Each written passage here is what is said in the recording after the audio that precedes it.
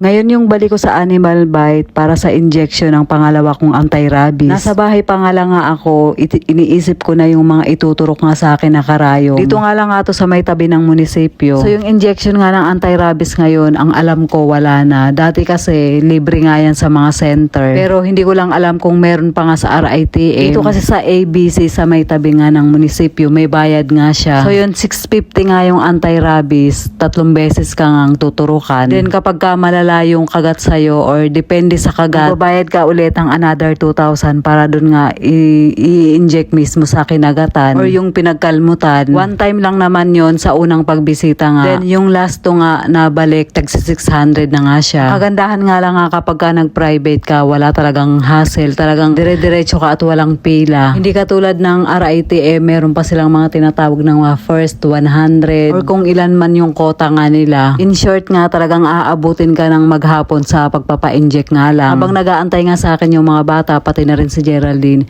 binigyan nga sila ng lollipop dun sa may clinic. Dito na nga nila sa labas kinain kasi nga, bilis ko lang din kasing injectionan. Bukod pa nga doon, wala pang masyadong pasyente. Yung anti-rabies nga na injection, hindi naman talaga siya mainit or hindi siya mahapde. So yun nga, magkabilang braso nga ako in-injectionan. Pagkatapos nga namin, bumili nga muna kami ng milk tea kasi plano namin pumunta ng Sunken Garden. Bumili na din nga si Geraldine ng tinapay. Pinasok nga namin yung e-bike dito sa may loob ng Sunken Garden kasi bala ko nga magpatakbo. Dito kasi sa loob ng Sunken, napakaganda kasing mag-aral dito, mag-drive. Kahit anong klase nga ng sasakyan, talagang matututo ka dito kasi nga walang masyadong tao. Kaya kapag ka nagpapaandar na nga ng sasakyan, talagang nakakalakas ng loob kasi nga walang masyadong dumadaang tao. Meron namang mga tao nga dito sa may Sunken, nandun lang sila sa may gilid nakaupo. Bago nga ulit ako magpaandar ng e-bike, nagmerienda nga muna kami. Pagkatapos nga naming magmerienda, kinuha ko na nga yung susi kay Geraldine para magpatakbo na nga ng e-bike. Tama baka sumempla.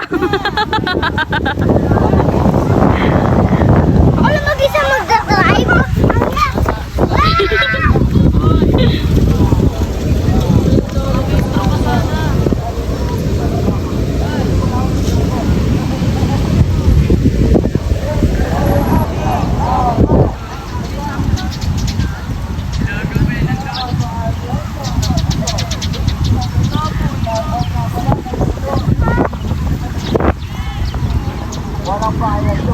Pagkatapos nga mag-drive ng 2 ikot, ipinalit ko nga si Tantan kasi gustong-gusto rin nga niya magpaandar. Galing nga niya mag-drive ng e-bike, daig pa nga niya ako. Nakatatlong ikot din nga siya at ayaw na nga niyang bumaba. Dito nga sa may Sunken Garden, meron nga siyang park. Dito nga to sa may loob ng Bilibid. Minsan nga kapag kahapon, maraming mga inmates, yung mga naglalakad dito or mga naglilinis. Sa tagal ko na rin nga nakatira dito sa may Muntinlupa, hindi pa nga ako nakakapunta dito. Bakit may ganyan? Ano yun dito dati? Kuta ng mga Japanese to eh. Oo nga. Sabi ni Geraldine, kuta daw ng mga Japan to. Tumawa na lang kayo pag mali siya. Mag-react na lang kayo. Mag-react na lang kayo ng tao. Sa inyo So, titignan natin yung kuta daw ng mga Hapon. Okay, mataas to eh para makita. Ayan, oh. Kanyo, no? Oo nga, no? Diba? Tingnan mo, ito, oh.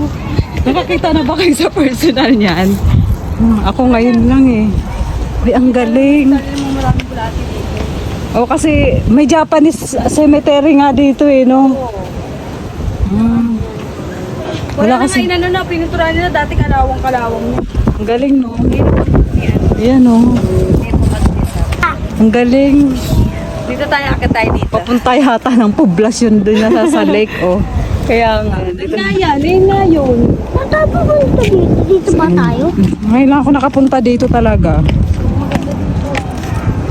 Kaya pala maraming estudyante yung mga tumatambay dito or kahit nga hindi estudyante. Kasi ang aliwalas nga ng lugar, hindi pa nga mainit kasi ang lalaki nga ng puno na nakapaligid. Naglakad pa nga kami nila Geraldine hanggang dulo, hanggang sa may nakita nga kaming ilog. Karugtong nga to ng Jamboree Lake, then may mga bata ngang naliligo. Tinatanong nga namin yung mga bata kung hindi ba malambot yung lupa dun sa pinakailalim nga. Sabi nga nila matigas naman daw. Dun kasi sa may Jamboree Lake, hindi talaga pwedeng liguan kasi nga malambot nga dun. Parang may nanghihigop nga doon. Dahil meron na rin nga mga nabalitang mga namatay nga doon. So yun, sanay na siguro talaga yung mga batang maligo dito. Nangunguha din nga sila ng isda. Siguro kapag ka nakadami nga sila, naghahati-hati nga sila. Maya-maya nga, bumalik na rin nga kami nila Geraldine. Si Talia nga nagpakarga na kasi nga hindi niya na rin kaya yung paakyat. Pagkabalik nga namin, meron na nga mga nakatambay dito sa may kanon. At nagpipicture-picture din nga sila. Pati na din nga ako, nagpa-picture na din.